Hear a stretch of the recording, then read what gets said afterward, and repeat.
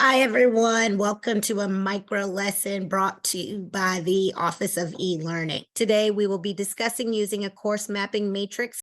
A course mapping matrix is the blueprint that supports the planning of your course. So you can kind of think of it as an outline or a backbone of the course.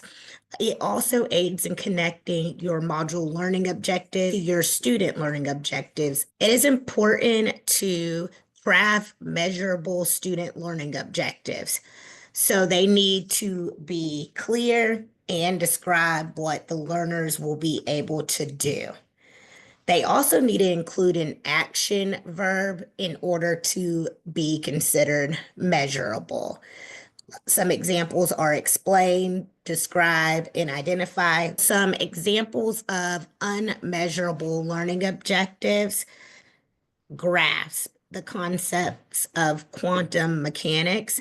Grasp isn't a measurable action verb that the students can complete. You are not able to measure the student's progress towards mastering the content. A number two uses the verb appreciate. Appreciating the literature is unmeasurable, and you will not be able to see if your students are progressing. When you appreciate something, that doesn't mean that you have learned anything about it. Make sure that we are using the correct verbs. A great way to craft measurable learning objectives is using Bloom's taxonomy. It has 6 levels. The first level is remembering. The second level is understanding. Then you apply. Next, you analyze. And the last 2 steps are to evaluate and create. We will focus on number 1, remembering and recalling facts and basic concepts, some verbs that you can use for your SLO can include define, list, and identify. Here are some examples of measurable learning objectives.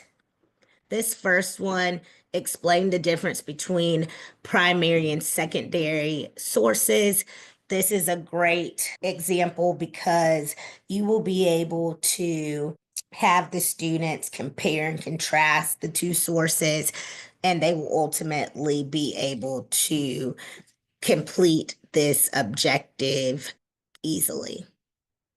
The next one is summarize the 8 components of a Tolman-based argumentative essay.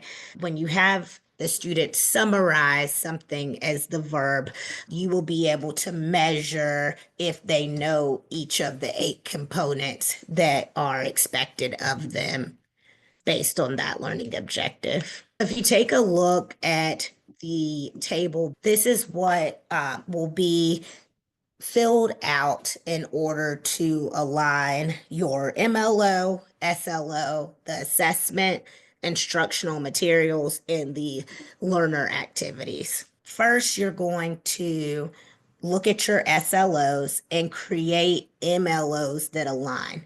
The MLOs can be broken into your units or what you expect the students to be able to do by the end of a certain time period.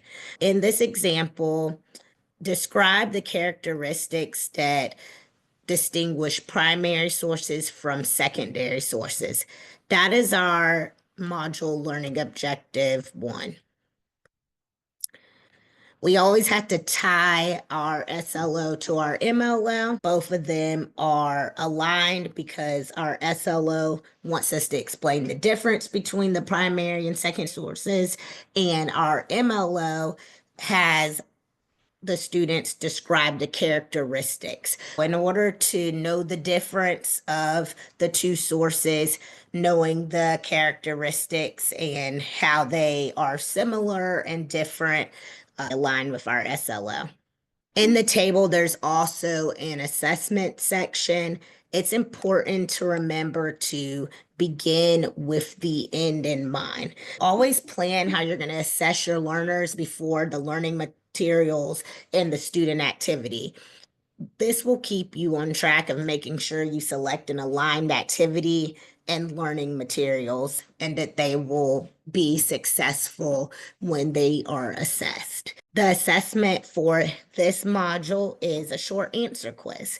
The students will describe the characteristics of primary and secondary sources in their own words, providing examples of each. Our next step is to figure out what our instructional materials will be. Take a look at our SLO and our MLO and then formulate the materials. In this case, we decided on a video lesson, the difference between primary and secondary sources. This aligns directly with the SLO. It's almost identical to what the learning objective is. And then the MLO also aligns with the materials. The next step is crafting the learner activities. For this activity, we are using a discussion board.